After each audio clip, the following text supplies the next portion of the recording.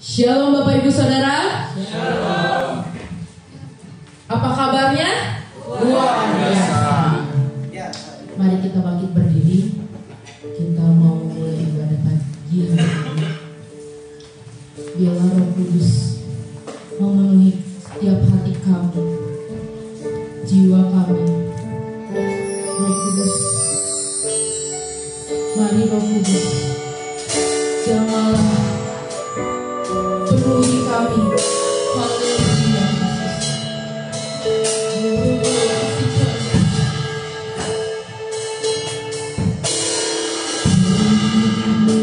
Kau hadir di sini, Rohku, ku mengasihimu. Kau lembut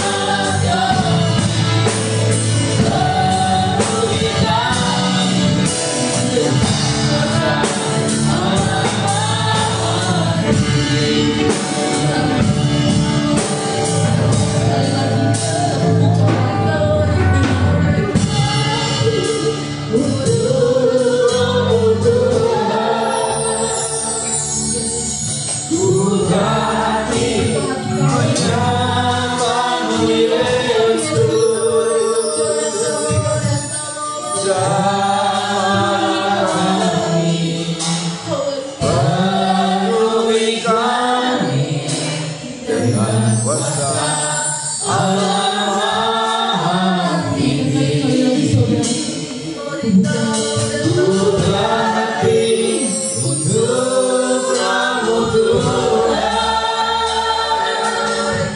buka hati menyembahmu Yesus.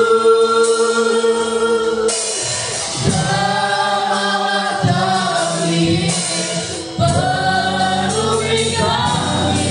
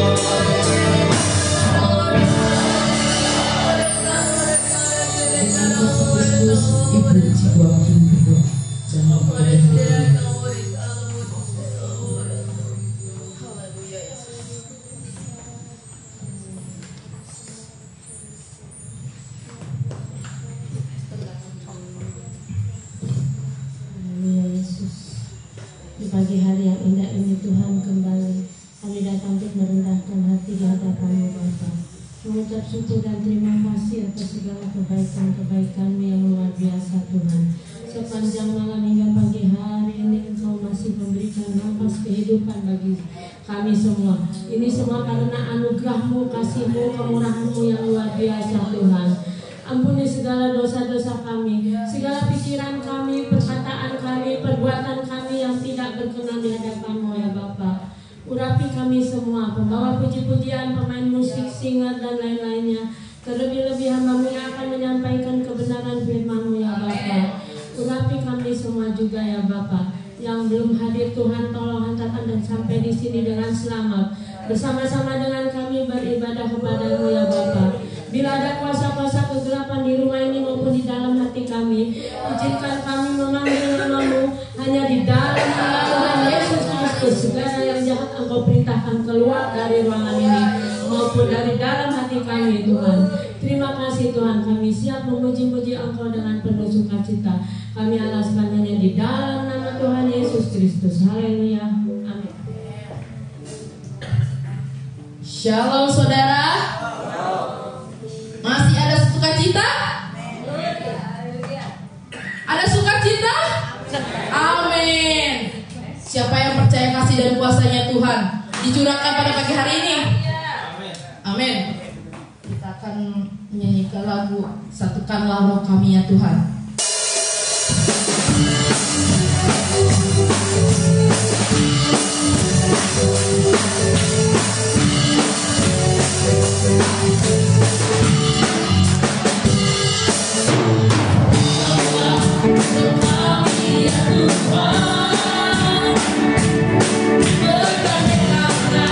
Kami semuanya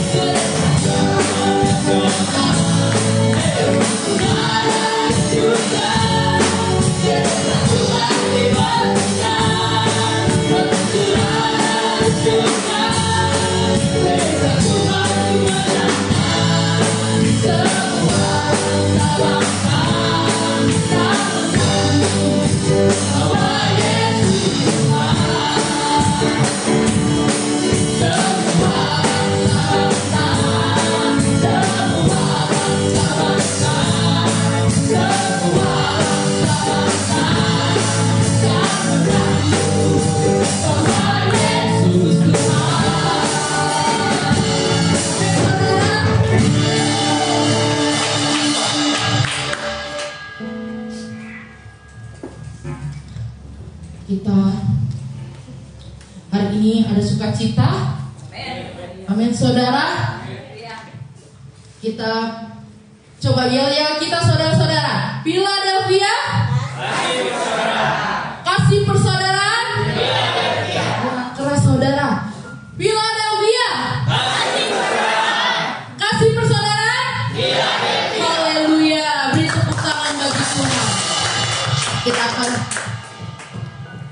gerak untuk Tuhan ya saudara, karena beri pujian bagi Dia. Ada gerakan doa di sini. Amin saudara.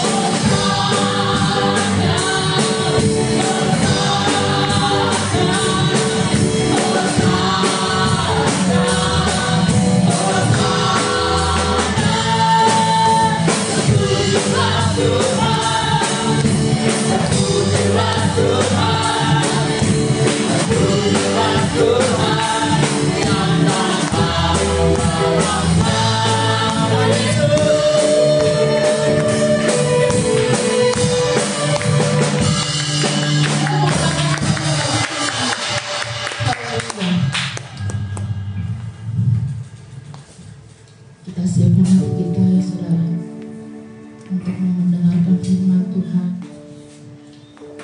Haleluya Yesus. Mengalirlah di tempat ini ya Bapak. Mengalirlah Roh Kudus. Engkau siap melawat kami. Mengalirlah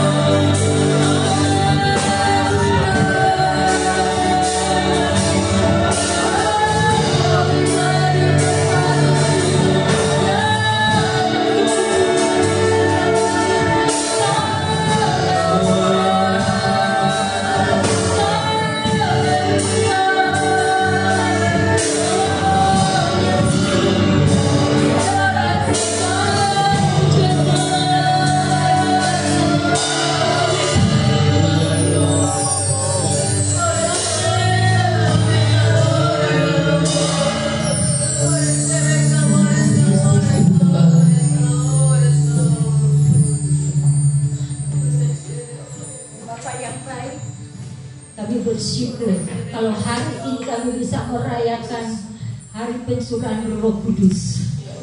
Ini adalah kasih karunia-Mu Tuhan yang terbesar di dalam hidup kami, di mana Engkau tinggal di dalam setiap pribadi kami.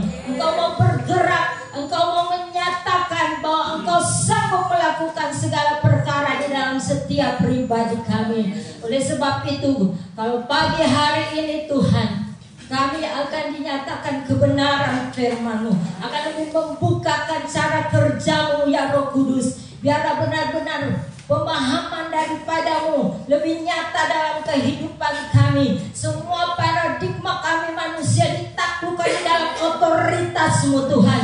Dan semua kekuatan roh jahat akan mengambil benih firman-Mu. Kami taklukkan, kami hancurkan hanya di dalam nama Tuhan Yesus Kristus. Darah Yesus yang berkuasa. Biarlah Roh yang memerdekakan itu, haleluya, yang memulihkan, yang mengubahkan kehidupan kami seperti Engkau Tuhan. Haleluya, benar-benar nyata di dalam setiap kami, sehingga dalam hari-hari kami merasakan kerajaan surga itu tetap ada di dalam pribadi kami, ada di dalam rumah tangga kami, di dalam pekerjaan usaha kami. Oleh karena Roh-Mu bekerja dan kekuatan firman-Mu. Terima kasih Tuhan, kami percaya Engkau memakai hamba-Mu dengan otoritas urapan-Mu Tuhan, marifat-Mu Tuhan, sehingga hanya perkataan-Mu saja yang akan disampaikan pada saat ini. Kami terima kebenaran firman-Mu hanya di dalam nama Tuhan Yesus Kristus. Haleluya. Amin.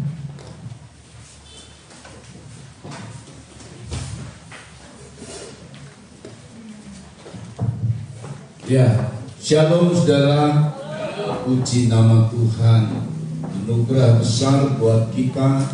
Hari ini kita bisa merayakan suatu perayaan besar yang bernama Pentakosta. Coba ulangi kata Pentakosta. Ya, saudara ya, gereja kita Pantekosta, Pante sama lah. Ya, Pantekosta. Kita baca ini adalah penggenapan dari sebuah perayaan. Jadi harusnya nih orang Kristen sama kayak orang-orang lain, kalau ada perayaan itu besar-besaran. Kita hanya merayakan cuma Natal aja yang besar-besaran. Ini hari raya, saudara. Kisah Rasul pasal 2 ayat 1 sampai dengan 4 saja kita baca ayat ini. Ada 4 ayat. Saudara ya, kita baca Kisah Rasul pasal 2 ayat 1 sampai 4. Jika sudah menemukan, kita akan baca bersama-sama. 2, 3. Ketika tiba hari Pentakosta, semua orang percaya berkumpul di satu tempat. Tiba-tiba turunlah dari langit suatu bunyi seperti tiupan angin keras yang memenuhi seluruh rumah di mana mereka duduk. Dan tampaklah kepada mereka lidah-lidah seperti nyala api yang bertebaran dan hinggap pada mereka masing-masing. Maka penuhlah mereka dengan Roh Kudus, lalu mereka mulai berkata-kata dalam bahasa-bahasa lain, seperti yang diberikan oleh Roh itu kepada mereka untuk mengatakannya. Oh, luar biasa.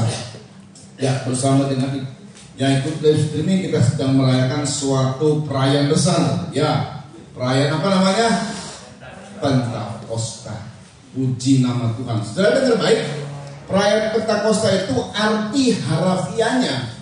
Pentakosta itu adalah hari ke-50. Itu arti harafiahnya. Ini perayaan Israel yang tertulis dalam Taurat. Jadi dalam Taurat ada Israel merayakan. Saudara ya, karena kita dalam perjanjian lama, perayaan ini adalah perayaan Pentakosta yang kemudian sudah digenapi.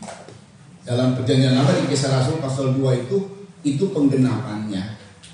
Saudara, dan perayaan Pentakosta ini bukan sekedar perayaan dan mengingat, tapi betul-betul harus mengalami. Jadi biarpun Pentakosta itu sudah digenapi, itu start awal untuk terus dia berlanjut. Suasana Pentakosta itu, suasana Pantekosta itu harus ada pada setiap kita. Mulai dari pribadi, kemudian keluarga, gereja kita, bahkan terus menularkan atau memberi dampak kepada dunia.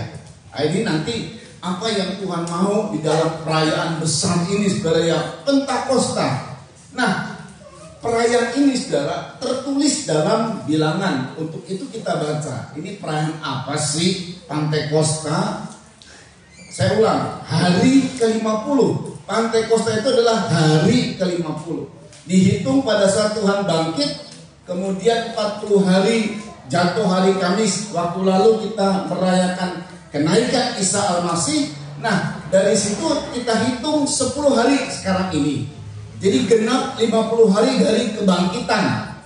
Saya ulang ya, dari kebangkitan itu 50 hari. Nah, ini penggenapan dari Taurat, dari kitab Taurat yang tertulis dalam Bilangan. Ada beberapa yang di Imamat juga ada, di mana juga ada gitu. Tapi kita bacanya di Bilangan saja karena ini sedikit. Ini lebih satu ayat tetapi sudah keseluruhan. Ya, Bilangan 28 ayat 26 tolong dibaca. Inilah yang dimaksud dengan hari Pentakosta, hari Pentakosta. Ya, mari. Pada hari hulu hasil. Pada hari hulu hasil. Jadi hasil yang pertama itu hari Pentakosta itu adalah hasil yang pertama. Terus pada waktu kamu mempersembahkan korban sajian baru kepada Tuhan. Pada waktu kamu mempersembahkan korban sajian baru kepada Tuhan, ya. Pada hari raya lepas 7 minggu. Pada hari raya lepas 7 minggu. 7 minggu itu berapa hari? 49, 7 kali 7. 7 minggu, minggunya ada 7 kali kalau disebut hari, 49 hari. Lepas 7 minggu berarti hari ke-50. Nah, itu maksudnya. Pada hari yang ke-50, pada hari lepas 7 minggu, terus haruslah kamu mengadakan pertemuan kudus. Nah, seperti ini. Dalam Kisah Rasul mereka berkumpul karena mereka sedang merayakan Pentakosta. Mulai dari mereka merayakan Paskah, saudara ya, lalu kemudian ke Pentakosta. Mereka mengalami itu semua. Jadi itu sebabnya pada saat mereka kalau misalnya sebutannya pulang mudik dari berbagai daerah, karena mereka harus ke Yerusalem. Bukan pulang mudik, mereka harus berziarah ke Yerusalem. Sudah dibuat oleh mereka sampai sekarang mungkin nggak terlalu full. Tapi pada saat jaya-jayanya ada bait suci, mereka datang ke Yerusalem. Jadi dari mana-mana, dari negeri Bethlehem, dari Galilea, dari mana saja mereka berkumpul ke Yerusalem. Cukup lama, saudara, ada sebulan, sebulan lebih. Sejak dari perayaan Paskah mereka masih menunggu Pentakosta 50 hari kemudian dari Paskah. Itu sebulan lebih, saudara ya, untuk berkumpul, nggak pulang yang dekat-dekat pulang, bukan yang jauh-jauh. Udah persiapan itu. Apalagi zaman dulu belum ada kendaraan yang begitu cepat. Kalau sekarang mungkin bisa saja bolak-balik. Tapi di saat itu bahwa mereka berkumpul. Pentakosta itu hari ke-50. Inilah yang mereka rayakan. Terus, maka tidak boleh kamu melakukan sesuatu pekerjaan. Iya, kalau ibadah itu tidak boleh kerja keras. Itu namanya ibadah. Jadi kalau ibadah itu persiapan. Kerja yang ringan-ringan, ya buat persiapan makan, sarapan, segala macam. Bukan terus kemudian buka toko. Wah, lalu kemudian mau ibadah, cuma 1 jam lah buka toko misalnya gitu ya. Mau ibadahnya jam 9 katakanlah, buka toko dulu dari jam 7 sampai jam 8 nanti saya siapkan. Itu nggak boleh begitu. Jadi nggak boleh melakukan pekerjaan berat, tapi harus dikerjakan ibadah, diprioritaskan ibadah. Itu yang dimaksud. Jadi Pentakosta itu adalah hari ke-50. Harus genap hari ke-50. Lalu Pentakosta itu adalah hulu hasil. Nah, penggenapannya di Kisah Rasul pasal 2. Saudara ya, hulu hasil atau hasil pertama atau buah pertama dalam pelayanan. Pelayanan siapa? Yesus. Setelah dia melayani sampai klimaksnya dia berkorban, ada hasilnya. Hasil dari pengikut Kristus. Perhatikan ada beberapa hasil. Ini hasil pertama dari pengikut Kristus. Pertama adalah Rasul Petrus. Dia sebagai hasil pertama. Kenapa? Karena dia nanti khotbah Dari khotbahnya itu berdampak ribuan orang. Pertama Petrus, kedua dari pengikut Kristus ya, kedua 120 murid, itu termasuk Petrus. 120 murid mengalami kepenuhan baptisan Roh Kudus. Dan waktu mereka mengalami baptisan Roh Kudus ini, mereka adalah orang-orang yang dipakai luar biasa. Makanya pertamanya itu yang nampak jelas Petrus. Ingat kita pernah dengar khotbah secara khusus Tuhan bicara kepada Petrus pada saat dia sudah bangkit dari antara orang mati beberapa hari kemudian. Dia khusus bicara kepada Petrus, "Hei Simon, anak Yohanes, Petrus, apakah engkau mengasihi aku?" Itu dia secara khusus. Saudara ya. Nah, kemudian dari seluruh bumi, dari seluruh manusia yang ada di bumi, hasil pertama dari pelayanan itu adalah 3.000 jiwa. Kita baca dulu hari ini. Kisah Para Rasul 2 ayat 37 sampai 41. Itu hasil daripada Petrus yang pertama, dia khotbah. Yang tadinya dia menyangkal Tuhan, yang tadinya dia penuh dengan ketakutan, tetapi pada saat mengalami kepenuhan Roh Kudus, maka dia menjadi hasil pertama sebagai murid. Karena dia adalah anak sulung, dianggap anak sulung, orang nomor 1. Jadi dia pertama yang dipulihkan, pertama yang alami, dan pertama merupakan hasil dari Tuhan. Tuhan memetik hasilnya Petrus. Makanya ada pertobatan 3.000 jiwa lewat khotbah Petrus. Yuk kita baca. Ketika mereka mendengar hal itu, hati mereka sangat terharu. Ya, Petrus yang ya sebenarnya kalau soal Taurat, karena dia orang awam, dia paling datang untuk memahami Taurat itu pada saat dia datang ke sinagog atau dalam hari-hari Sabat dia dengar. Karena dulu itu nggak bisa untuk dapat kitab. Kalau sekarang kita siapa saja bisa dapat kitab, kita beli. Dulu nggak bisa. Orang imam yang harus baca itu mesti betul-betul diingat itu. Petrus dalam khotbahnya dia memakai nats Alkitab, saudara. Nats kitab perjanjian lama. Dan penggenapan dari ini juga dia cuplik. Itu kekuatan Roh Kudus yang memberikan kepada dia untuk bisa mengucapkan, untuk bisa berkata-kata sesuai dengan firman. Ini hebatnya ya, Tuhan bekerja. Ya, terus Lalu mereka bertanya kepada Petrus dan ya, rasul-rasul. pada saat Petrus menerangkan, mereka terharu bertanya kepada Petrus dan rasul-rasul lain. Terus, apakah yang harus kami perbuat, saudara-saudara? perhatikan.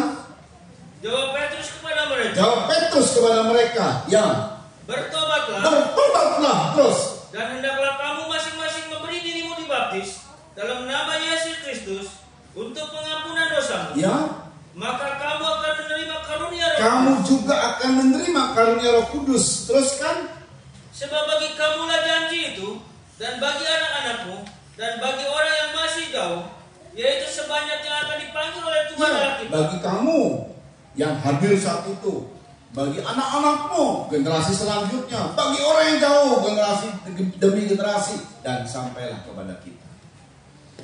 Nah ini adalah suatu pekerjaan Roh Kudus yang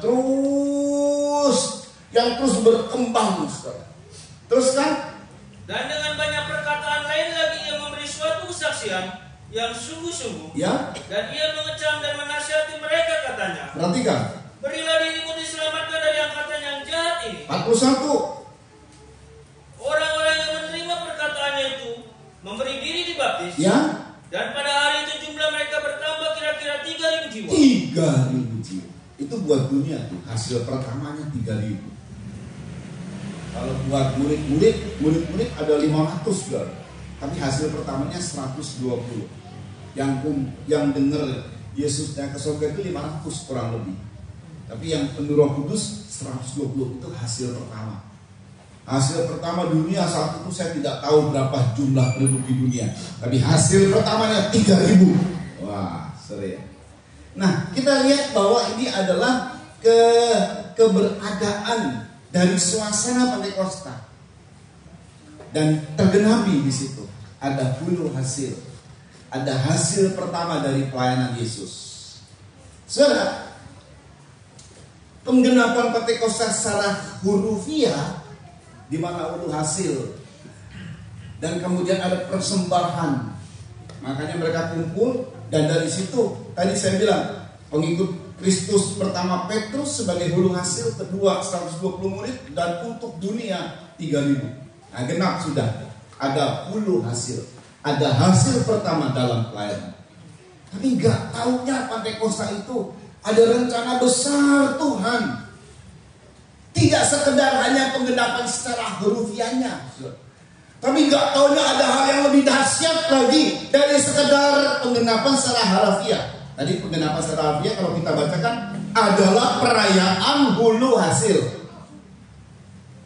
Adalah perayaan hulu hasil dan tergenapi untuk menghasilkan dari mendapat hulu hasil. Kalau dalam perjanjian lama secara nubuatan, ini nubuatan saudara ya, merupakan bayangan perjanjian lama. Taurat itu merupakan bayangan. Jadi contohlah atau merupakan fotokopi atau potret. Katakanlah bayangan, saya punya bayangan.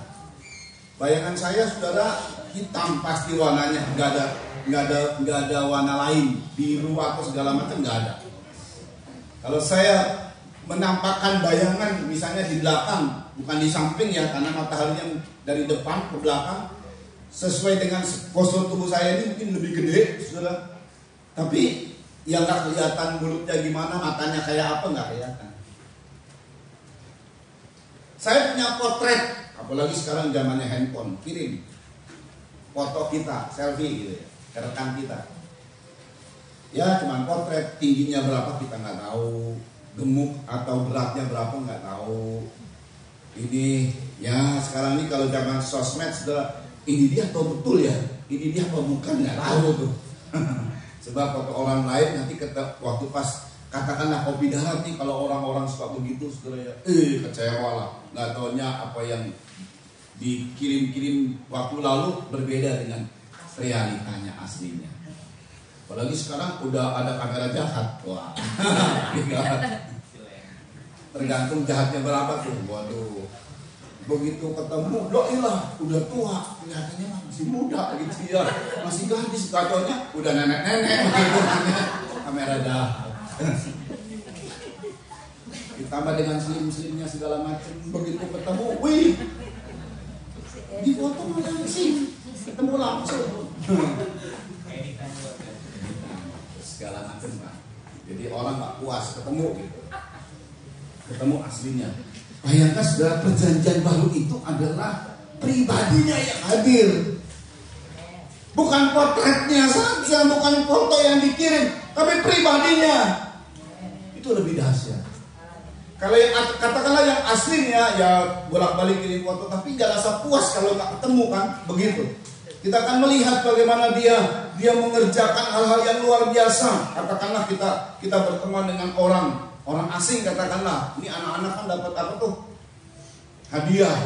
Bayangkan kalau yang donatur itu datang ke Indonesia, seru kan gitu ya, yang kirim surat kepada anak-anak. Ada kirim surat pakai bahasa Inggris, tahu dibaca apa nggak dibaca?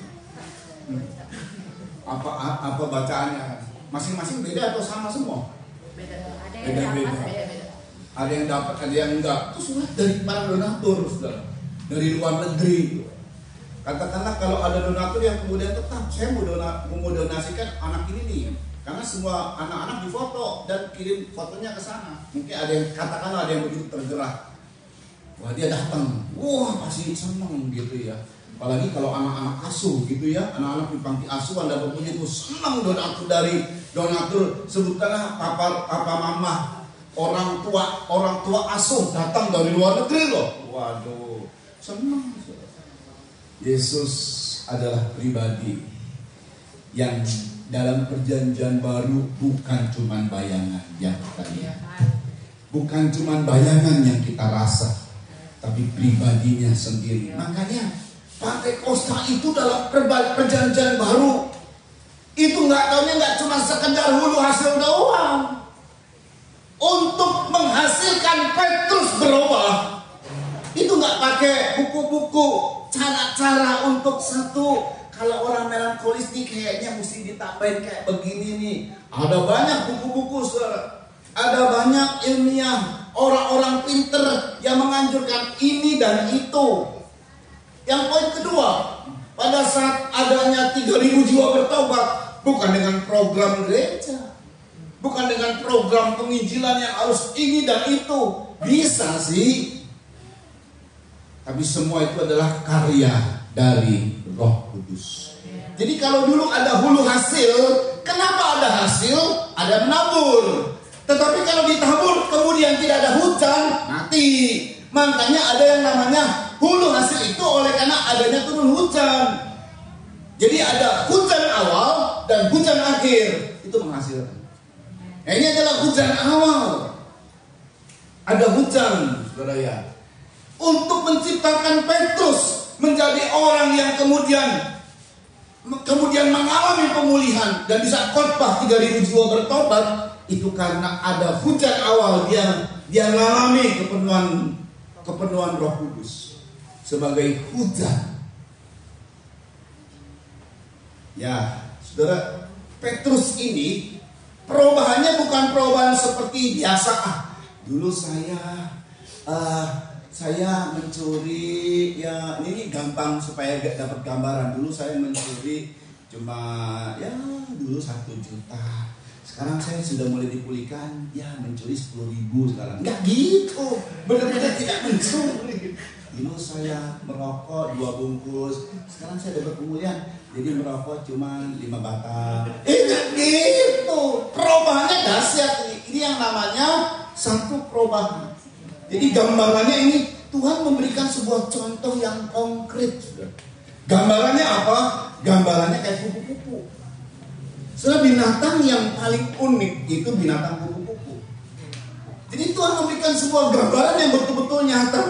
Banyak kali Tuhan bilang, ya waktu yang lalu lah ya, soal tentang kebangkitan. Gimana manusia dibangkitkan? Makanya Paulus bilang, hai orang yang bodoh, sudah ada contoh di bumi ini. Nah, ini salah satu perubahan, ini contohnya kupu-kupu. Dari ulat yang uget-uget gitu, bisa ngebayangin ulat yang uget. Lalu dia berubah jadi kepompong, diam aja. Tiba-tiba berubah jadi kupu-kupu. Jadi ulat yang uget-uget, nggak ada tuh bentuk ulat yang uget-uget begitu, saudara ya. Yang ada adalah sayap. Oh, unik banget lah. Betul-betul terjadi perubahan yang drastis, berbeda dengan apa yang dulu. Dulu saya lihat ini dulu yang ulat ini. Di kupu-kupu dia indah banget. Padahal dulu ulat yang jijik banget. Sekarang jadi kupu-kupu, indah banget ya. Nah kayak begitu. Itu perubahan yang sungguh dampaknya luar biasa. Itu pekerjaan Roh Kudus. Jadi kalau kita ngalami pekerjaan Roh Kudusnya belum full, memang nggak bisa ada perubahan yang full juga. Makanya ini persoalan baptisan. Dan kalau saudara lihat, ya saya pernah mengungkapkan dalam Yeskiel, itu waktu pas ada di sungainya Tuhan, itu belum puas kalau cuma semata kaki airnya, kalau cuma selutut airnya, kalau cuma sepinggang airnya. Itu masih terus diukur-ukur. Begitu airnya sudah menjadi sungai di mana Yeskiel berenang di situ, selesai sudah. Itu namanya mengalami pekerjaan Roh Kudus, sungai Roh Kudus. Nah itu begitu dahsyat sudah. Jadi kita lihat bahwa bagaimana Tuhan bekerja dengan luar biasa. Lalu perhatikan, makanya nih persoalan Pentakosta ini tidak cuma persoalan begitu saja, hulu hasil. Apalagi ini kerjanya Roh Kudus, bukan cuma hujan biasa. Ini kerjanya dari Roh Kudus, hujan awal dari pekerjaan Roh Kudus, dicurahkannya rohnya atas manusia. Itulah sebabnya Pentakosta dalam perjanjian lama penggenapannya itu lebih berlipat-lipat dari persoalan secara harafiah dari perjanjian lama. Yang pertama, ini dia. Yang pertama ini dengan Roh Kudus yang kemudian dicurahkan pada 50 hari itu sebelumnya ada peristiwa Kisah Rasul pasal 2 ayat 33. Kalau nggak ada peristiwa ini, tidak ada pencurahan Roh Kudus. Jadi mesti ada peristiwa ini baru terjadi pencurahan Roh Kudus. Saya ulang ya, kalau tidak ada peristiwa ini tidak curahkan Roh Kudus. Yuk dibaca Kisah Rasul 2 ayat 33. Ini hal poin pertama, bagaimana Pantekosta itu tidak sekedar secara harafiah, ulu hasil lalu perayaan sukacita, nggak ada makna yang lebih dalam. Yuk dibaca. Dan sesudah ia ditinggikan oleh tangan kanan Allah dan menerima Roh Kudus yang dijanjikannya itu, dia harus ditinggikan dulu. Dalam kebaktian kenaikan Tuhan Yesus, dia naik ke surga itu bukan cuma naik lalu kemudian selesai kayak orang-orang yang percaya bahwa pemimpin-pemimpinnya di dunia ini lalu kemudian hijrah, entah naik, entah apa namanya lah sebutan dari mereka. Ada yang hijrah, ada yang ke nirwana. Semua pemimpin-pemimpin itu seperti mendapat level yang lebih naik lagi. Yesus tidak naik secara roh, dia dalam tubuh jasmani yang membuat murid-murid juga bingung. Loh, manusia biasa kok dia naik ke surga? Dia naik tanpa alat apapun, saudara. Nah, bukan cuma sekedar memenuhi itu sebagai pemimpin akhirnya mencapai titik kesempurnaan dia. Bukan. Nggak taunya naiknya dia itu ada duduk di sebelah kanan, dia ditinggikan dan mendapat kedudukan yang paling tertinggi di seluruh dunia, di seluruh alam semesta bahkan. Dan setelah itu, pada saat dinaikkan, pada saat dia sudah mendapat kedudukan, bukan buat dirinya, dia curahkan Roh Kudus kepada kita. Dia mesti dinaikkan dulu, mesti didudukan dulu, mesti mendapat tempat tertinggi dulu, baru bisa. Kalau dia belum mendapat tempat tertinggi, gak bisa dia curahkan Roh Kudus. Terus, maka dicurahkannya apa yang kamu lihat dan dengar di sini. iya, ini saudara. Sekalipun setelah dia naik, Tuhan tidak kasih tahu gini, tunggu di Yerusalem 10 hari ya. Nanti pas 50 hari aku curahkan Roh Kudus. Pada saat dia naik itu di 40 hari kan, betul ya? Dia nggak bilang tunggu 10 hari. Jadi pas 50 harinya, pas 10 harinya, tepat 10 harinya aku curahkan Roh Kudus. Murid-murid nggak tahu. Ya nunggu, ya nyembah Tuhan, ya minta dari Tuhan. Janjimu Tuhan, ya kayak kita, ya kayak banyak gereja yang terus ada pekan Roh Kudus berdoa. Oh haleluya, haleluya. Kalau orang Pantekosta, saudara, kalau orang yang lain dengan segala macam yang dibuat, disiapkan semuanya. Ini peristiwanya yang terjadi seperti itu. Itu kalau memang mau melakukan perayaan. Jadi kalau perayaan itu kan adalah satu peringatan, ada pekan Pantekosta. Ya itu bisa dirayakan harusnya oleh seluruh gereja, termasuk dari Israel. Tapi Israel tidak merayakan seperti itu. Israel hanya merayakan pas 50 hari. Ini ulu hasil sukacita, ada celebration, dan lain sebagainya.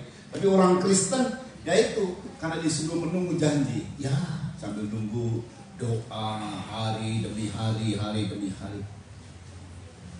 Pas 50 hari terjadi peristiwa. Nah, yang kita baca tadi. Poin kedua, gatonya Roh Kudus itu adalah power. Kisah Rasul 1:8. Jadi bukan cuma sekedar dulu hasil doang. Gatonya itu adalah power. Kita baca Kisah Rasul 1:8. Yuk. Tetapi kamu akan menerima kuasa. Kamu akan menerima kuasa. Power. Bahasa Greka, dunamis. Kamu akan menerima dunamis, power. Terus, Kalau Roh Kudus turun ke atas kamu. kalau Roh Kudus turun ke atas kamu, terus. Dan kamu akan menjadi saksiku di Yerusalem. Ya. Dan di seluruh Yudea. Ya. Dan Samaria. Ya. Dan sampai ke ujung bumi. Iya. Power. Dunamis. Ini adalah pekerjaan perkasa, pekerjaan ajaib, kekuatan keajaiban. Kekuatan yang tidak cuma datang dan pergi, tapi kekuatan yang melekat dalam hidup kita, yang terus diam dalam hidup kita. Kekuatan yang berada dalam sesuatu yang berdasarkan sifatnya atau diberikan dan dikeluarkan oleh seorang atau sesuatu. Kekuatan untuk melakukan mujizat, kekuatan moral dan keunggulan jiwa, itu yang namanya dunamis. Kekuasaan dan pengaruh yang dimiliki oleh kekayaan, bahkan berdampak kepada kekuatan kekayaan. Ada berkat-berkat di situ. Lalu kekuatan yang terdiri atau bertumpu pada tentara atau pasukan. Ini kekuatan dari power seperti misalnya negara adidaya, itu negara yang penuh dengan kekuasaan, power, karena ada militernya begitu hebat. Di samping senjata yang canggih, wah orang sudah takut, ini negara adidaya. Gak tahu deh, dalam diri kita juga ada power yang membuat kita menjadi perkasa. Ada power yang mengerjakan keajaiban-keajaiban. Ini kalau orang klimaks sampai ke 20 ke arah situ, maka ada power seperti Petrus melakukan perbuatan ajaib. Dan mereka juga mengalami keajaiban. Keajaiban dalam setiap rumah tangga kita. Ada power yang membuat moral kita menjadi unggul. Ada power yang mempengaruhi seperti kekayaan. Wow. Dan ada power yang dimunculkan dalam angka. Kadang-kadang kan kamu seperti di nanti mau pemilihan presiden atau pemilihan apa saja, dilihat dulu hartanya. Itu pakai angka. 7 miliar. Nah gini loh.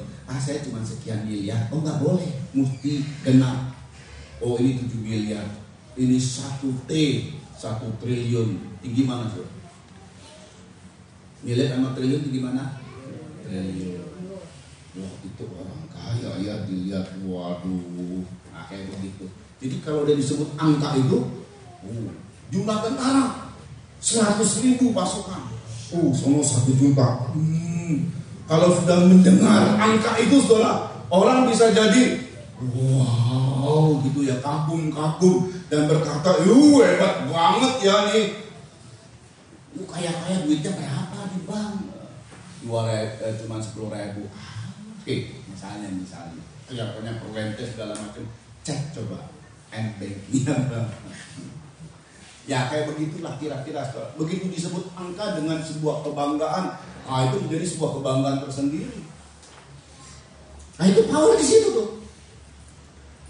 Bahkan nampak pada hal-hal yang jasmania yang dibutuhkan orang seperti itu, disebutkan sekian angkanya, sekian powernya, sekian kekuatannya. Nah gitu. Jadi bukan cuma sekedar power batinia, bukan. Power yang berdampak sampai kepada jasmani. Nah, itu kalau pekerjaan Roh Kudusnya sampai kepada klimaks. Kemudian terjadinya sebuah kelahiran kembali. Dalam kelahiran ini yang menarik banget. Ada terjadi penciptaan. Tercipta kembali. Itu dia yang tadi saya bilang, seperti kupu-kupu. Beda dengan apa yang dulu. Kamu adalah ciptaan baru yang lama sudah berlalu. Betul-betul yang lama berlalu. Wajahnya sih wajah lama. Iya toh, kita nggak pakai wajah baru. Dari dulu sampai sekarang wajahku begini, nggak berubah. Tapi karakterku beda. Dulu pemarah, sekarang sifat yang ada lemah lembut. Ya memang tergantung kita pemeliharaannya. Dulu mabuk-mabuk, sama sekali tidak mabuk. Sekarang malah mengerjakan hal yang baik. Luar biasa. Itu terjadi perubahan. Karena ada ciptaan yang baru. Dan ini yang paling hebat sekali. Kan memang Tuhan berkata, kamu harus dilahirkan dari air dan roh. Baptisan air dan baptisan Roh Kudus. Sehingga kamu terlahir kembali. Bukan reinkarnasi.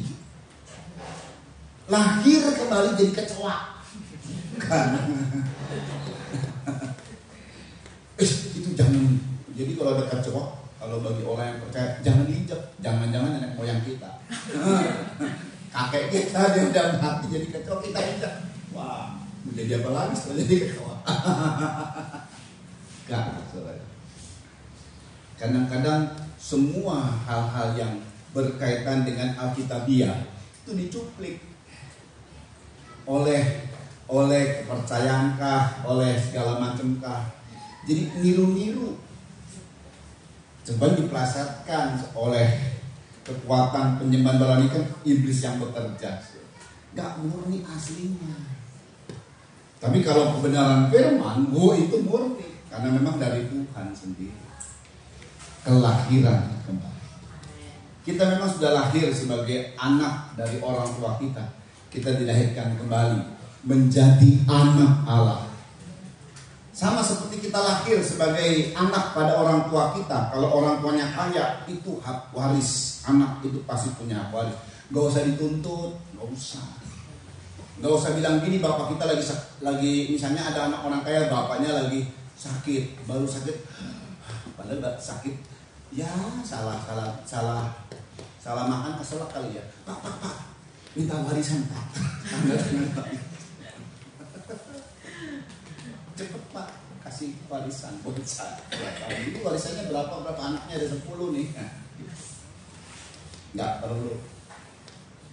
Kita otomatis hak waris. Sama seperti itu juga. Saudara ya, lahir dari air dan roh. Kenapa ada proses lahir? Ya itu dia, supaya hak warisnya secara penuh dan sah sebagai milik anak-anak sahnya, anak-anak kandungnya. Kita anak kandung Allah. Makanya ada proses kelahiran. Makanya istilahnya itu dilahirkan kembali dari air dan roh. Sehingga terjadi ciptaan. Nah, kita ini dicipta. Jadi sejak Adam jatuh dalam dosa, maka dosa terus merajalela. Kemudian kita dikuduskan oleh Tuhan, dan pada saat dipenuhkan dengan Roh Kudus, kita kembali menjadi ciptaan baru. Dan ini yang paling hebat. Dikembalikan porsi kepercayaan kita. Sebenarnya nih ya, dikembalikan lagi kepercayaan kita seperti zaman sebelum Adam jatuh dalam dosa. Kejadian 1 ayat 27 sampai 28. Dengan hadirnya Roh Kudus, saat Adam dan Hawa belum jatuh dalam dosa, bisa berkomunikasi dengan Allah face to face. Waktu Allah berjalan, terdengar sama mereka. Karena mereka sudah berlanggar, mereka bersembunyi. Karena mereka tidak berlanggar, Allah selalu hadir dan ngobrol seperti saya ngobrol dengan saudara. Dan menatap wajahnya Allah seperti saudara menatap wajah saya sambil ngobrol gitu. Sekarang kan nggak bisa karena dosa. Ini dikembalikan oleh Tuhan. Suasana ini dikembalikan, komunikasi, dan paling yang luar biasa pada saat Tuhan menciptakan manusia. Ini menciptakan, ini awal menciptakan. Kejadian 1 ayat 27 sampai 28. Wow, ini dahsyat banget. Yuk. Maka Allah menciptakan manusia itu. Allah menciptakan manusia itu menurut gambarnya. Menurut gambarnya. Menurut gambar Allah diciptakannya dia. Ya. Laki-laki dan perempuan. Dan manusia diciptakan itu menurut citra Allah, bukan menurut gambaran A, B, C, D. Bahkan kalaupun ada malaikat yang luar biasa, Allah tidak menciptakan manusia sesuai dengan citra malaikat, katakanlah Mikael gitu. Tidak. Bayangkan loh, tertinggi dari kerajaan surga, bahkan dari seluruh alam semesta adalah pribadi Allah. Kita diciptakan menurut gambarnya. Terus laki-laki dan perempuan diciptakannya mereka. Perhatikan. Allah memberkati mereka. Allah memberkati mereka. Terus lalu Allah berfirman kepada mereka. Ya. Beranak cuculah. Beranak cuculah. Dan bertambah banyak. Dulu. Karena masih sedikit kan. Sekarang jangan beranak cucu dan bertambah banyak, jangan. Anaknya cuma 2 aja. Dulu ya. Zamannya Israel bagi-bagi milik pusaka yang banyak jumlah anggota Sukunya dikasih tanah yang lebih besar. Yang sedikit dikasih tanah yang sedikit. Yang kecil lebih kecil. Sesuai dengan jumlah. Jadi dulu banyak anak, banyak rezeki. Nah itu. Sekarang enggak, banyak anak, beban. Beban hidup. Banyak anak, kurangi rezeki. Ya, gitu. Kita baca, perhatikan. Penuhilah bumi Jadi dan lakukan. kalau sekarang ini yang terjadi gini, berkembanglah pekerjaanmu, majulah usahamu, itu dia. Bertambah banyak kan, banyak anak banyak rezeki, anaknya kan udah kebanyakan, rezekinya masih lanjut kan. Jadi berkembanglah rezeki, diberkatilah engkau. Nah ini yang paling baik, yang paling luar biasa. Ayo dibaca. Berkuasalah atas ikan-ikan di laut. Berkuasa dan taklukkanlah, penuhi bumi dan taklukkan bumi. Berkuasa atas ikan, itu teritorial di dalam, di bawah. Terus Dan burung-burung di udara. itu teritorial udara. Terus Dan atas segala binatang yang merayap di itu bumi. teritorial darat.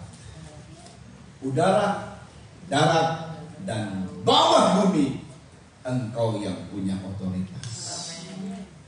Itu loh. Karena sudah Tuhan mendapat otoritas, dia bagikan. Ini dia namanya Roh Kudus ini tadi sebutkan dunamis, power, otoritas dikasih ke kita. Ada otoritas, ada power. Tahu nggak saudara bedanya? Dua-dua punya power, tapi beda dengan otoritas dan power. Kalau otoritas, contoh, ada polisi krempeng gitu ya, krempeng, kurus gitu. Tapi dia pakai pakaian polisi, dia stop, itu tronton, itu tronton saudara, berhenti pasti. Di stop aku ini bukan polisi gadungan, ini polisi asli, nggak berhenti ditangkap loh. Itu namanya otoritas, nggak punya power dia. Dia sebagai otoritas, katakan yang tadi saya bisa sebut misalnya seorang yang pejabat negara begitu. Tingkat kita kecamatan untuk ininya polseknya letnan ya. Kalau kecamatan polsek kita apa? Pangkatnya letnan. Si Pak Camat ini nggak punya pangkat, tapi dia bisa memerintahkan dari Kapolsek untuk misalnya nangkep orang kaya lah gitu, karena ada kesalahan, bisa. Jadi dia nggak punya power, yang punya power itu adalah polisian. Powernya apa? Senjata. Powernya apa? Pasukan. Powernya apa? Negara, itu kepolisian. Saudara, tapi kalau power itu beda. Power itu adalah tenaga. Betul-betul harus seseorang yang dia bukan otoritas, tapi dia betul-betul power, kayak Samuel, power, kuat. Kalau Daud juga power, dia mengalami power dengan Tuhan. Jadi ada tenaga, ada tenaga super, ya kayak Superman. Jadi katakanlah ini gampang-gampangnya ya, kalau di film Marvel gitu ya, itu yang kena serum sehingga jadi kuat, secara tubuh dia kuat. Beda dengan otoritas, dia nggak punya tenaga. Ngangkat itu nggak punya tenaga, tapi dia bisa punya memerintahkan orang yang gede, angkat nih, diangkat. Karena dia punya otoritas. Nah ini yang dikasih sama Tuhan adalah otoritas. Tadi juga power, ini otoritas. Kedua-duanya dikasih sama Tuhan kepada kita dalam kuasa Roh Kudus. Kamu akan menaklukkan bumi. Apa sih urusan bumi? Bisnis, pekerjaan, itu rencana Tuhan sebenarnya. Dimana kita nggak bingung dengan persoalan bumi, harusnya begitu. Tapi ya kalau bicara otoritas nggak bisa sembarang. Sampai kepada klimaks dia akan dapat otoritas. Makanya dalam kehidupan kita harus bertumbuh rohani kita sampai kepada sesuatu yang klimaks dalam pertumbuhan rohani. Paling minimal masa puber kita. usia 12 tahun. Nggak kanak-kanak, bolak-balik ngambek, nggak diperhatikan ngambek, nggak dibesuk ngambek. Itu kanak-kanak itu. Sebentar menderita nangis, cengeng, cari perhatian dan lain sebagainya, itu kanak-kanak. Sering main game-gamean, grup-grupan, itu namanya kanak-kanak. Orang dewasa nggak gitu. Jadi saudara harus mengalami satu peningkatan rohani minimal masa puber. Karena kalau kita tidak sampai kepada masa puber, maka kita tetap jadi anak-anak di bawah perwalian. Tapi kalau udah masa puber, sudah menjadi orang yang dianggap punya segala sesuatu. Ada otoritas. Nah, otoritas ini juga dilatih. Otoritas kita adanya di mana? Di mulut. Di mana coba pegang mulutmu? Jadi dari perkataan kita. Dari perkataan kita. Itu otoritas. Amin, saudara? Nah, kemudian ada hal yang luar biasa. Poin selanjutnya adalah bahwa dia mengerjakan pemulihan segala sesuatu. Jadi suasana Pantekosta dicurahkannya Roh Kudus itu sudah terjadi 2000 tahun lalu. Kisah Rasul pasal 2, saat murid-murid yang kurang lebih 120 murid ada di loteng Yerusalem. Terjadi sudah. Sebenarnya untuk kita nggak perlu minta, karena Roh Kudus sudah dicurahkan. Sudah ada juga dalam hati kita. Yang membuat saudara percaya kepada Kristus siapa? Roh Kudus. Ada orang yang datang kepada kita. Ada orang datang kepada seseorang lah, bolak-balik datang, bujuk-bujuk, rayu-rayu, ayo ikut Yesus, ikut Yesus. Nepi ayana mereka nggak mau ikut Yesus. Kok kita nih didatangi juga nggak tiap-tiap hari, tapi ada tergerak hati kita untuk percaya kepada Yesus. Siapa itu? Roh Kudus yang kerja. Bukan program penginjilan, bukan program-program gereja, bukan. Roh Kudus yang kerja. Jadi roh itu ada dalam hati kita sebenarnya. Yang membuat saudara harus berbuat baik itu kan Roh Kudus. Yang bisa membuat kita percaya kepada Yesus karena Roh Kudus. Nah, saudara, intinya sekarang adalah bagaimana kita mengeluaskan, membiarkan, meluaskan Roh Kudus dalam hidup kita. Sebab nggak taunya ada satu poin yang besar dalam Kisah Rasul pasal 3. Kita baca Kisah Rasul pasal 3. Ini poin yang besar dari Roh Kudus yang sekarang terjadi sampai mencapai kepada klimaks. Yang datangnya ada klimaksnya. Kisah Rasul pasal 3 kita baca. Ini juga adalah Petrus bicara, saudara ya. Petrus dalam khotbahnya ayat 21. Kristus itu harus tinggal di surga. Kristus itu harus tinggal di surga sampai waktu pemulihan segala sesuatu. Gak punya ada hal yang akan terjadi. Pemulihan segala sesuatu. Hujan awal telah terjadi. Yang kita sedang song-song adalah hujan akhir. Sampai pemulihan segala sesuatu itu hujan akhir. Kita sedang mengarah ke sana. Kita sedang mengarah ke sana. Pemulihan segala sesuatu. Janji dari Tuhan. Lihat lagi saya mau sebutkan. Kenapa Tuhan harus menggenapkan angka 50 hari? Itu adalah satu kesetiaan. Karena kita mulai hidup kita dari hari demi hari. Betul ya? Enggak minggu demi minggu. 4 dong gitu. Enggak. Hari demi hari jalan. Perjalanan kita ya. Kita bukan perjalanan maksudnya. Hari demi hari kita jalani. Hari demi hari kita jalani. Makanya Tuhan juga bilang persoalan hari demi hari kayak begini yang Tuhan bilang. Jangan khawatir untuk besok. Besok itu punya kesusahannya. Kalau kamu hiduplah dengan hari demi hari. Kalau susah ya cukup sehari ditanggungnya. Jangan besok ditanggung sama kita, lusa ditanggung, tahun depan ditanggung. Rencananya banyak, ini perlu gini, ditanggung gitu.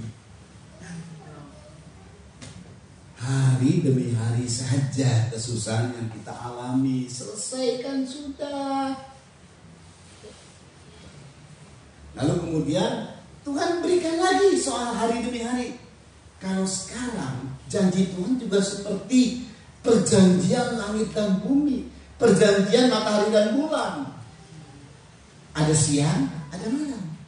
Semua orang yakin ini hari ini siang. Jam 6 sore, ini kan siang ini terang ya. Jam 6 sore pasti gelap. 6, 7 malam. Gelap nggak saudara? Percaya nggak gelap? Percaya. Nah kayak gitu juga, jadi itu tepat pada waktunya. Kalau keadaan kita lagi gelap seperti malam hari, kita percaya akan ada fajar menyingsing. Nah kayak gitu. Jadi itu kan, itu malah dikurangi per 12 jam. Tadi hari demi hari 24 jam, ini 12 jam. Kalau sekarang siang, nanti juga malam. Pasti ada malam. Setelah kita melewati malam, pasti ada siang. Jadi terus begitu sudah dalam hidup hari-hari kita. Sudah ya. Jadi dalam kehidupan kita sedang menyongsong pemulihan segala sesuatu. Itu betul-betul sesuatu hal yang terjadi yang dahsyat. Teruskan. Seperti yang difirmankan Allah dengan perantaraan nabi-nabinya yang kudus di zaman dahulu. Iya.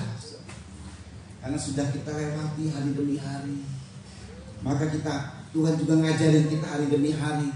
Dan Tuhan janjikan satu klimaks yang sedang kita masuki ini, pemulihan segala sesuatu. 50 hari itu hari demi hari. 50 dulu. Dari hari 1, 2, 3, 4, 5, 6, 7, 8, 9, 10, 50. Kita setia. Dari mulai, perhatikan makanya dimulai dari 7 minggu. 7 itu anggap apa? Sabat, ibadah. Hari demi hari kita kerja ya. Hari demi hari. Kita nggak usah khawatir. Kita percaya janji Tuhan. Ini hari demi hari jalan. Seminggu ibadah. Setia kita ibadah. Seminggu lagi ibadah. 2 kali minggu, 3 kali minggu ibadah, 4 kali minggu ibadah, 5, 6, 7 terakhir ibadah. Nah itu kan minggu kan ya, 50 hari.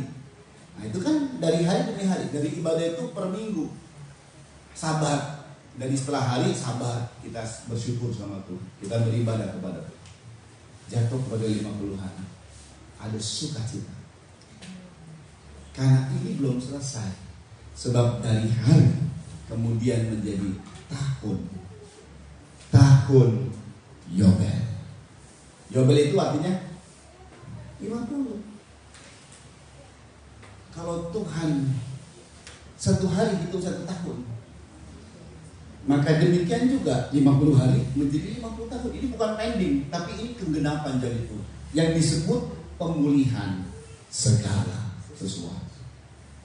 Janji Tuhan kalau Roh Kudus terjadi atas hidup kita, klimaks, full dapatnya full ya, maka pemulihan segala sesuatu. Sakit sembuh, bisnis berhasil maju, utang lunas. Lo serius ini janji Tuhan. Pemulihan segala sesuatu, rumah tangga damai sejahtera yang kocar kacir karena terjadi Yobel buat kita, maka terjadi pemulihan, damai rumah tangga. Bahkan yang diselamatkan, 1 orang diselamatkan, seisi keluarga diselamatkan. Itu namanya pemulihan segala sesuatu. Segala sesuatu loh, bukan pemulihan sesuatu, bukan satu hal, tapi segala sesuatu. Sampai genap pemulihan segala sesuatu. Misalnya kita sehat saya nih, tapi bisnis masih terus morat-marit nih, bisnis masih morat-marit. Oh enggak, segala sesuatu. Di mana letak yang kurang dipulihkan sama Tuhan. Itu dia maksudnya, pemulihan segala sesuatu. Dia di surga terus, tapi Roh Kudus bekerja. Inilah yang mengerjakan pemulihan segala sesuatu. Apalagi di zaman kita. Karena dari 50 hari Pentakosta menjadi tahun Yobel. Haleluya. Tahun Yobel. Amin saudara, katakan tahun Yobel. Ya. Nah saudara, untuk mendapat ini semua ini dahsyat kan. Power dahsyat banget. Yang saya sebut tadi power itu begitu dahsyat. Saudara tahu ya kalau pekerjaan gedung-gedung ya atau jembatan layang. Waduh itu yang namanya apa itu yang paku itu ya yang ditancap ke dalam. Itu nggak bisa manusia pakai parut nggak bisa, mesti ada alat besar yang punya power yang dahsyat. Waktu pas dihantam, kedengarannya juga sampai jauh tuh. Tuh nembusin yang kayak patok bumi, nembus sampai ke dalam. Pasak bumi. Belum lagi waktu jembatan diangkat pakai kren. Waduh, nggak bisa kita angkat jembatan. Berapa orang juga udah capek duluan. Ada kren. Makanya kalau kerennya putus, matilah semua yang di bawah. Itu power yang dahsyat. Tapi semua itu cuman dia nggak bisa jalan sendiri. Dia nggak bisa berjalan kalau tanpa betul. Kerontang yang gede sekalipun yang muat peti kemas bertahun-tahun itu mesti nggak tahu bunyinya gimana ya. Pesawat yang terbang dan mengangkat banyak orang nggak bisa tiba-tiba pilotnya starter dulu, bunyi mesin semua. Starter itu nggak perlu gede-gede kayak dulu nggak ada. Sekarang kan di kecil, cuman mungkin saya nggak tahu pakai kalau yang pilot ya pakai cuma pencet doang, nggak tahu atau pakai kunci ya. Intinya semua ada sebuah starter yang awalnya itu cuma starter. Gimana lah bentuknya? Betul nggak sih? Roh Kudus juga hal yang begitu dahsyat terjadi atas kita mesti diawali dengan starter. Starternya yang kita baca. Ada lidah api. Nampaknya lidah api. Karena sasarannya kepada api. Kepada lidah dan yang harus dikuasai dengan api. Lidah api. Makanya dalam terjemahan aslinya itu lebih menarik. Bukan terjemahan asli, bahasa Inggrisnya. Kalau Indonesia, terlihatlah lidah api. Maka di bahasa Inggris, saya baca sebentar. Kisah Rasul 2 ayat 3 dan 4. And there appeared unto them cloven tongues, like as of fire, and it sat upon each of them, and they were all filled with the Holy Ghost, and began to speak with other tongues. Nampak cloven tongues like fire. Waktu mereka memenuhkan, mereka berbahasa roh. Nah, kalau bahasa kita kan bahasa roh. Dalam bahasa Inggris, other tongues. Yang nampak lidah api nggak akan menguasai tangan, tapi menguasai lidah. Tongues ini adalah kemudi. Jadi tahukah saudara, sama starter itu, starter awalnya, jadi nggak taunya awalnya adalah kita menyerahkan hidup kita kepada Tuhan. Caranya, lihat ya, saat orang berbahasa roh, dia adalah menyerahkan hidupnya kepada Tuhan. Dimulai dengan, ya Tuhan, pegang kemudiku. Kemudi manusia apa? Lidah. Makanya Tuhan memegang kemudi, yaitu lidah kita, dioper ke bahasa other tongues, lidah asing. Ya, mungkin ada rasa malu. Makanya poin yang harus kita kerjakan, menonaktifkan pikiran. logika dan pikiran ini. Ini yang akan menghalangi. Betul? Mana ada orang mau dia teh. Pikiran pasti ngomong. Selama pikirannya aktif, nggak akan nyampe. Itu adalah loskan dari hati. Dan kita juga menyerahkan lidah kita kepada Tuhan. Kita menyerahkan bukan cuma lidah. Yang lebih tepatnya, kita menyerahkan kemudi kita kepada Tuhan. Kita menyerahkan kemudi kita kepada Tuhan. Yakobus 3 ayat 1-12. Dan kemudi ini adalah lidah. Itu start awalnya. Otoritas terjadi. Segala hal terjadi. Yakobus 3 ayat 1-12. Yuk dibaca. Perhatikan baik-baik. Saudara-saudaraku, Ya. janganlah banyak orang di antara kamu mau menjadi guru. Sebab kita tahu bahwa sebagai guru kita akan dihakimi menurut ukuran yang lebih berat. Ayat 2 yang penting.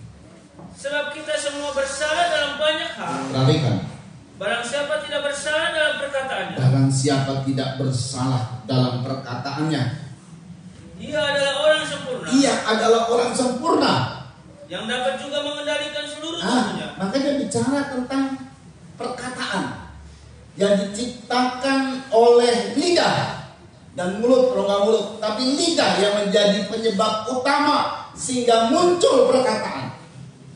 Kalau perkataannya tidak bersalah dalam arti dia tidak menyakiti orang, dia orang yang sabar, dia bahkan dia memberi semangat kepada orang, nggak ada luka orang dalam dirinya. Kalaupun ada luka karena ada sebuah kekilafan, dia minta maaf, minta ampun, dia rendah hati karena hatinya dari dalam juga semuanya hal-hal yang baik. Tidak bersalah di situ maksudnya, bukan tidak bersalah dalam pidato. Maaf tadi saya salah kata. Dan lihatlah kipil-kipil, oh maaf kapal-kapal, bukan itu. Tapi tidak bersalah tadi yang saya maksud, tidak nyakitin orang, perkataannya selalu penuh dengan hikmat, selalu membangun, memberkati. Tadi saya bilang kalau dia kilaf, ya namanya manusia ada saja, segera dia minta ampun, minta maaf, kembali lagi terjadi pendamaian, terjadi suasana yang enak, karena dia mengorbankan diri. Atau kalau misalnya dia disudutkan, ya kalau saya memang harus mengambil resiko, saya ambil resiko, silakanlah. Mungkin dia dirugikan, tapi dia mengerjakan banyak hal untuk demi kebaikan banyak orang. Ini tidak salah dalam berkata seperti itu. Dia nggak ngomongin orang, dia selalu memuji-muji Tuhan. Itu yang konteksnya di sini. Ini adalah orang sempurna yang bisa mengendalikan seluruh tubuh. Jadi kemudi kita apa saudara? Lidah. Coba lidahnya kembali. Pakai masker.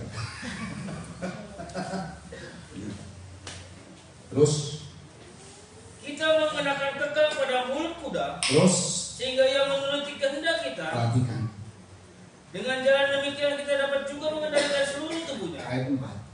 Dan lihat saja kapal-kapal, Iya. walaupun amat besar dan digerakkan oleh angin keras, Terus namun dapat dikendalikan oleh kemudi yang amat kecil menurut kehendak jurumudi. ayat 5. Demikian juga lidah, Ya. walaupun suatu anggota kecil dari tubuh, Ya. namun dapat memegahkan perkara-perkara yang besar. Lidah itu bisa melakukan hal-hal yang besar. Tadi lidah. Hebat loh lidah.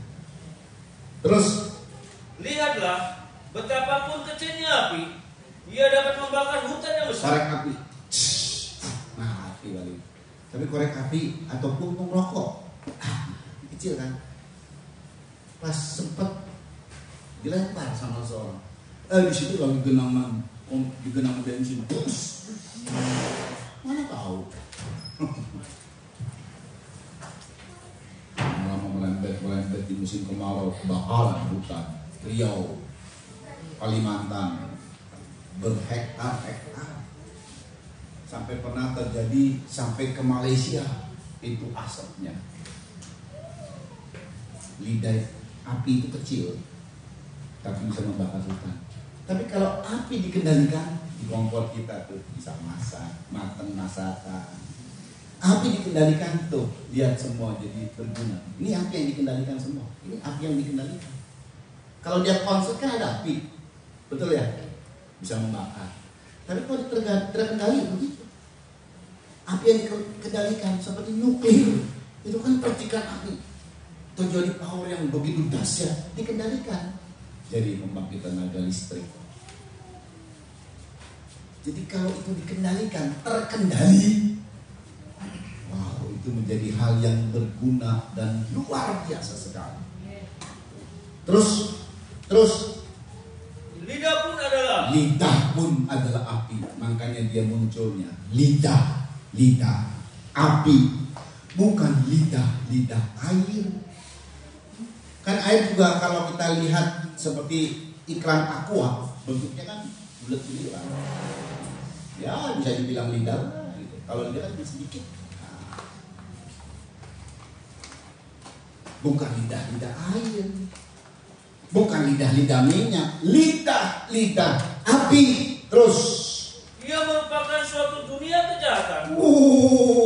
Dia nggak taunya penuh dengan kejahatan. Terus dan mengambil tempat di antara anggota-anggota tubuh kita. Bisa menodai bahkan seluruh tubuh kita. Terus sebagai sesuatu yang dapat menodai seluruh tubuh. Cuman gara-gara lidah loh seluruh tubuh jadi noda. Terus dan menyalakan roda kehidupan kita. Ya. Sedang ia sendiri dinyalakan oleh api neraka. Waduh, ini lidah kalau berasal dari api neraka begitu sudah. Api panas neraka semua lah. Roh Kudus juga sifatnya api, neraka juga api. Mau api yang mana? Api yang neraka itu lidah yang jahat, kutuk. Iblis kan isinya cuma kutuk, berbuat jahat, ngomongin orang, meremehkan orang. Nah, itu lidah semua berasal dari lidah. Tapi kalau lidah yang dipakai sama Tuhan, lidah yang dikendalikan. Terus. Semua jenis binatang liar, burung-burung, serta binatang-binatang menjalar, dan binatang-binatang laut dapat dijinakan. Semua binatang liar. Ada singa di sirkus, itu singa dijinakan. Jangan coba-coba singa di taman safari. Berat-berat di singa itu jinak, jinakan. Singa di sirkus. Tapi juga jangan kemudian coba-coba turun dari tempat sirkus lalu deketin singanya, caplok. Dia cuma dijinakan sama pawang, maksudnya ya. Yo. Dan telah dijinakan oleh sifat manusia. Oleh sifat manusia loh. Terus. Tetapi tidak seorang pun yang berkuasa menjinakkan lidah. Kasihanilah si lidah ini. Gak ada yang bisa menjinakkan lidah. Saudara bisa menjinakkan lidahmu? Enggak. Lihat tuh kalau lagi emosi. Tapi dia bisa dijinakkan oleh Roh Kudus. Makanya Roh Kudus itu akan ngerem semua emosi kita. Itu Roh Kudus yang benar, bukan Roh Kudus, bukan. Ini Roh Kudus. Roh Kudus kalau dia full, sudah kita alami rasa full dan terus kita ikuti kemauan Roh Kudus, dia akan mengendalikan seluruh emosi kita, amarah kita dia kendalikan. Karena itu bisa berbahaya, bisa merusak apa yang sudah kita kerjakan, sudah kita rintis, bisa rusak. Terus ia adalah sesuatu yang buas. Yang tak terkuasai. Dan penuh racun yang mematikan. Cukup saja di sini. Itu lidah. Makanya pada saat lidahnya dikuasai sama Roh Kudus, dia berbahasa yang lain. Semua yang dari lidah ini munculnya dari mana, saudara? Apa yang kita ucapkan munculnya dari mana? Hati. Jadi kalau hatimu sampah, akan keluar sampah. Kalau hatimu penuh dengan kutuk, dendam, menyimpan kesalahan orang, marah, keluar marah, dendam, kutuk, sampah semua. Hatimu kotor, keluar kata-kata kotor. Hatimu penuh dengan kebun binatang, yang keluar monyet, anjing lo, itu dia semua keluar. Kebun binatang. Karena kita adanya di kebun binatang. Katanya secara rohani kita ada di hutan, di rumahnya, tapi nggak ngerasa rumah, hutan. Rumahnya kebun binatang. Kalau hatimu penuh dengan kutuk dan lain sebagainya, sumpah serapah, di neraka itu. Cuma neraka yang ada sumpah serapah. Tapi kalau saudara ada salur di dalam kerajaannya, lidahnya selalu memuji Tuhan. Saya mungkin pernah sharing kan ya, karena hati saya nggak ada sesuatu yang sakit hati, akar pahit, jahatin orang, emosinya pun yang waktu kaget itu ya pernah saya cerita, diklakson sama truk, saya lagi nyetir, mobilnya masih mobil Mercy zaman dulu kan. Hilux tahun 8. Wah kaget, serius saya kaget karena di belakang tadi dia sengaja, tadi apa gitu, saya buka jendela dengan wajah yang kelihatannya garang gitu. Saya sedikit nongolin kepala, mau ngasih tahu sama si yang itu plaknya, karena saya sedikit berhenti, lambatin supaya sama-sama jalannya. Begitu buka suara, begitu buka, lalu saya ngomong ini, kaget tahu. Nah gitu, isinya cuma itu doang dalam hati saya. Karena nggak ada monyet dalam di hati saya. Monyet lu nggak ada si monyet, nggak ada buku, ini lu nggak ada. Yang ada tulusnya saya, tulus. Kaget tahu. Oh, semua yang udah takut kirain saya marah, mengeluarkan sumpah, serapah, kutuk segala macam malah ketawa. Nggak ada unek-unek, nggak ada sesuatu yang jahat. Gitu. Amin saudara. Amin saudara. Semua nama sorga. Jadi saudara kita lihat, hati kita yang menjadi penyebabnya. Hati kita yang menjadi penyebabnya. Tapi untuk mengalami sehingga terjadi startnya itu, ya kita rela serahkan lidah kita, rela serahkan kemudi kita. Saat saya misalnya, saya biasa nyetir, saya bilang aduh saya lelah, nyetir, saya serahkan seperti itu. Saya serahkan semua mobil saya kalau ada apa-apa, ya saya serahkan. Itu ada resiko misalnya, karena mungkin baru belajar, tapi saya serahkan, nggak apa-apa, saya tanggung resikonya. Itu namanya serahkan. Kita menyerahkan lidah kita. Roh Kudus sudah dalam hati kita, tinggal kita serahkan kemudi kita. Kemudi kita apa? Kalau dalam menyerahkan dan berbahasa roh, tapi kemudian kita menyerahkan seterusnya tanpa mengaktifkan pikiran. Ini apa ya? Sedikit kita terganggu bisa berhenti tuh. Padahal kita lagi loskan semua. Sudah kita pikiran sih memang ada, kita nggak pingsan kok, gitu ya.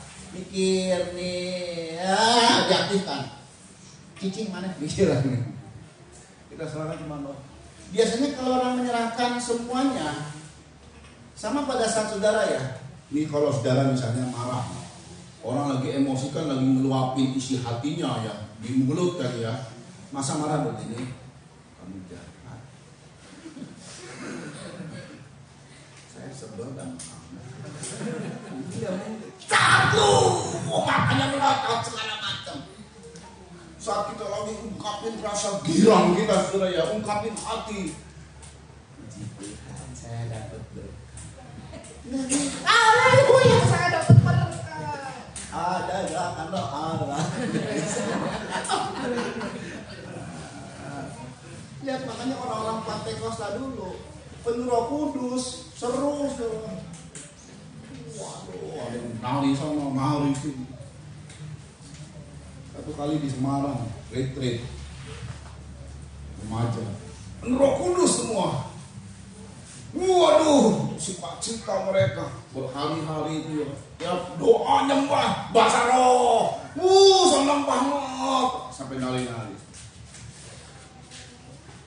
Luar biasa itu Roh Kudus bekerja. Tinggal kita berkenan selalu sama Roh Kudus, sehingga Dia yang terhormat adalah Roh Kudus itu mau terus hadir dalam hidup kita. Amin saudara. Jangan mendukakan Roh Kudus.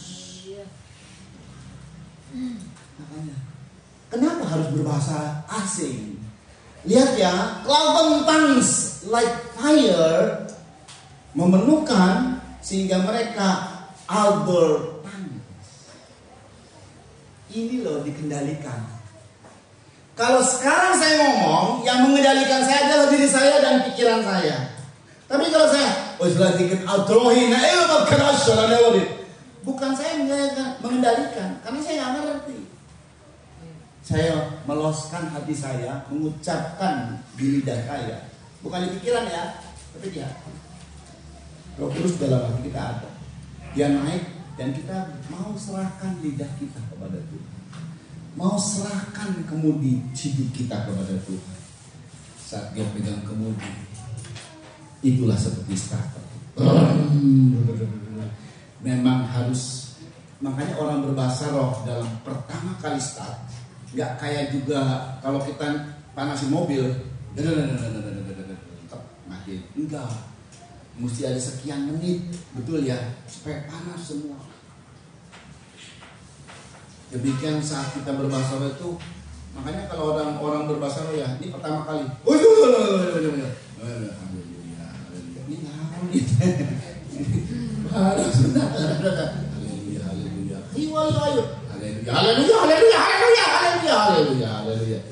Capek deh gue. Terus startnya begitu, saudara. Oh, kenapa bisa begitu? Jelaskan sih hatinya. Dia semakin meluaskan hatinya. Ayo Tuhan, pegang kendali saya, ini lidah saya. Saya serahkan kepada Tuhan untuk berbahasa-bahasa yang lain. Itu dia maksudnya. Jelas. Mulai bisa. Bentar lagi. Waduh, ada sesuatu yang dahsyat terjadi dalam setiap kita. Terjadi mulai dari pribadi kita, terjadi perubahan, terjadi dalam keluarga kita. Mujizat terjadi dan terus kelimpahan terjadi, dan kemudian pemulihan segala sesuatu terjadi. Ada power yang dahsyat, aktif ke gereja, rajin beribadah, suka baca firman, suka doa. Itu tuh gerak Roh Kudus. Itu gerak Roh Kudus. Suka hal-hal yang rohani, suka bertemu dengan kawan-kawan yang seiman, suka sekali. Nah, itu namanya gerak Roh Kudus. Suka bicara soal firman, itu gerak Roh Kudus. Semangat. Itu secara rohani, secara jasmani tadi saya bilang ada power mujizat sampai pemulihan segala sesuatu. Haleluya. Kita datang dalam doa ini. Mengalirlah kuasa Roh Kudus. Siapkan perjamuan suci. Mari pelan perjamuan suci. Dahsyat Tuhan. Hebat pekerjaan Tuhan, dahsyat. 50. Maka gak taunya ada 50 Yobel yang kita akan merasa. Oh, sedikit waktu lagi kita akan mengalami pemulihan segala sesuatu. Oh, haleluya. Mari kita mulai dengan starter kita. Haleluya. Mari perayaan perjamuan suci. Oh, haleluya. Oh, haleluya.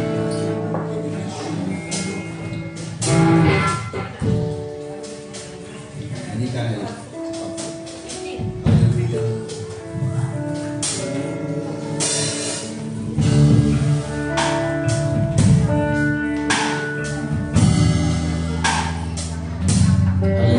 Perjamuan suci yang ada di hadapan kami bersama juga dengan kami itu live streaming yang ada di tangan mereka masing-masing dalam nama Yesus. Kami akan berseru dengan darah-Mu lewat perjamuan suci dan kuasa Tuhan berkata, ampuni segala dosa kami, ampuni segala kekhilapan kami, ampuni segala perkataan-perkataan kami yang tidak sengaja, ampuni sikap kami, perbuatan dosa kami yang seluruh baik di pikiran, di hati, ampuni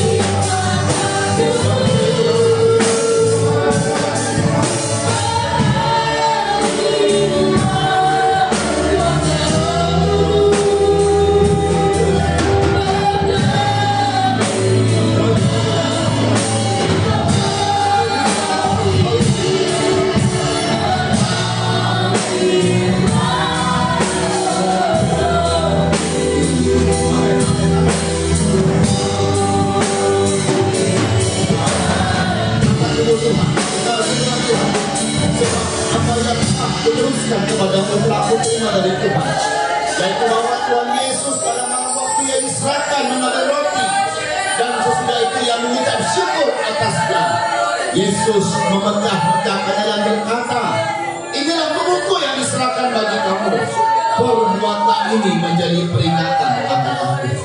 Bukankah roti yang kita pecah-pecahkan adalah persekutuan dengan tubuh Kristus? Amin. Makalah dengan percaya tubuh Kristus dalam nama Tuhan Yesus Kristus.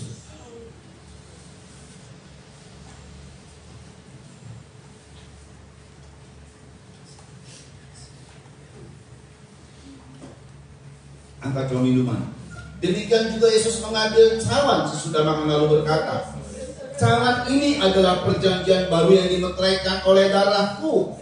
Perbuatlah ini setiap kali kamu meminumnya menjadi peringatan akan aku. Sebab setiap kali kamu makan roti ini dan minum cawan ini, kamu memberitakan kematian Tuhan sampai Ia datang. Bukankah cawan pengucapan syukur yang atasnya kita ucapkan syukur adalah persekutuan dengan darah Kristus? Amin. Inilah dengan percaya darah Kristus dalam nama Tuhan Yesus Kristus. Oh haleluya. Oh kita nyembah Tuhan yang sudah berbahasa roh. Haleluya. Lekun ilam baladosi. Mari serahkan kemudianmu kepada Tuhan. Lekun alarat lodesi nanayu. Haleluya. Terus. Haleluya. Kita mulai starter. Kegerakan terjadi starter. Pemulihan segala sesuatu terjadi starter. Power yang dahsyat terjadi starter. Mujizat terjadi. Kita mulai starter di sini. Haleluya. Buat kami yang mempercayai sedaya. Haleluya. Terus. Kita mulai starter. Ya, kita sedang starter ini semua. Haleluya. Terjadi semua yang dijanjikan Tuhan tergenapi atas kita. Haleluya. Pemulihan atas rumah tangga kita, pemulihan atas hidup kita. Haleluya. Ada goyang ada waktu haleluya.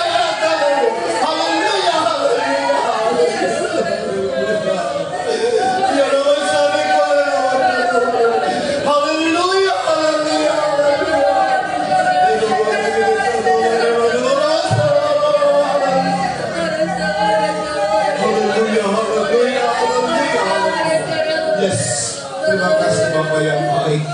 Haleluya, berkati Tuhan setiap kami, berkati yang ikut live streaming, mereka apalagi yang sudah haleluya men-starter dan kuasa Roh Kudus ini bergerak sampai kami Tuhan. Kalau di gereja di dalam jam ibadah memang terbatas, tapi di rumah kami tidak terbatas. Kami terus bisa melanjut sampai kami alami klimaksnya kerjaan Roh Kudus. Pekerjaan Roh Kudus dalam hidup kami itu seperti starter yang dahsyat dan terjadi pasti di hari-hari kemudian. Kami akan melihat ada hal yang besar terjadi atas kami karena Engkau telah menjanjikannya Tuhan. Lebih dari itu 50 hari kami sudah dijanjikan ada 50, yaitu tahun Yobel. Haleluya buat kami, dan itu terjadi saat kami men-starter. Haleluya, Roh Kudus bekerja dalam hidup kami. Tahun Yobel terjadi atas kami. Hidup kami penuh dengan sukacita, pemulihan segala sesuatu. Terima kasih Bapak yang baik. Berkati keluarga di sini yang telah menyiapkan tempat ibadah. Berkati keluarga yang menyiapkan pastori. Berkati semua jemaat Tuhan yang sudah hadir dalam mata pencarian studi. Diberkati Tuhan. Terpujilah nama Yesus Kristus. Dan juga Tuhan berkati pemerintah kami, Kecamatan Pagaden, serta pemerintah di mana kami ada. Berkati Tuhan Yesus Kristus juga Kabupaten Subang, Provinsi Jawa Barat. Dan kami berdoa Tuhan berikan penghiburan kepada Gubernur kami Pak Ridwan Kamil Tuhan, oleh karena kehilangan putranya di Sungai Swiss. Tuhan Yesus beri ketabahan. Haleluya. Dalam nama Yesus Kristus, mari Tuhan sikapkan semua tabir-tabir yang tersembunyi sehingga diketemukan. Haleluya, anaknya Pak Ridwan Kamil secepatnya. Haleluya, sehingga mereka bisa merasakan ada penghiburan, tidak penasaran. Haleluya, biarlah hal yang terjadi lebih dari semua itu adalah penghiburan darimu Tuhan. Haleluya, karena Allah kami satu. Haleluya, maka Allah adalah memang sumber penghiburan bagi setiap umat Tuhan. Nama Tuhan dipermuliakan. Demikian Presiden kami Pak Jokowi dan Pak Maruf Amin. Kau jaga lindungi keluarganya, Tuhan kau jaga semuanya. Haleluya, berkati Tuhan kehidupannya sehingga apa yang dilakukan terus menjadi berkat bagi Indonesia, memajukan Indonesia, dibantu dengan para menteri dan kepala-kepala daerah yang ada dari tingkat gubernur sampai dengan RT RW lurah di setiap pelosok Indonesia ini, serta juga Tuhan wakil-wakil rakyat di legislatif, yudikatif, eksekutif, baik di pusat maupun di daerah-daerah, supaya semuanya bisa bekerja sama memajukan Indonesia. KPK TNI Polri, Densus 88, Tuhan beri hikmat dan power untuk bisa membongkar kasus-kasus besar, tidak perlu takut, kasus koruptor, kasus terorisme, gembong-gembong narkoba, sindikat mafia, supaya semua dihukum sesuai dengan hukum yang berlaku di Indonesia ini. Tetapi kalau luput dari hukum dunia, kami mohon hukum surga bertindak agar nama Tuhan ditakuti. Sebab memang dari terbitnya matahari sampai terbenamnya matahari, namamu besar di antara bangsa-bangsa kau firmankan. Terpujilah nama Yesus Kristus. Terima kasih Tuhan. Terus sebentar kami akan kembali ke rumah kami masing-masing yang onsite, dan juga segala aktivitas kami di hari ini. Mari Tuhan pimpin kami, bahkan sepanjang minggu ini Tuhan pimpin kami. Nama Tuhan dipermuliakan. Haleluya. Terima kasih buat semuanya. Kami angkat dua tangan kami menerima berkat dari Tuhan. Saudara-saudara yang dikasih oleh Tuhan, terimalah anugerah cinta kasih sayang dari Bapa yang sungguh sangat mengasihimu. Kasih karunia lewat kuasa pendamaian korban Kristus, serta pimpinan kekuatan kuasa Roh Kudus menjadi milikmu saudara-saudara. Dari sekarang ini sampai Tuhan Yesus datang kali yang kedua, bahkan sampai selama-lamanya. Haleluya.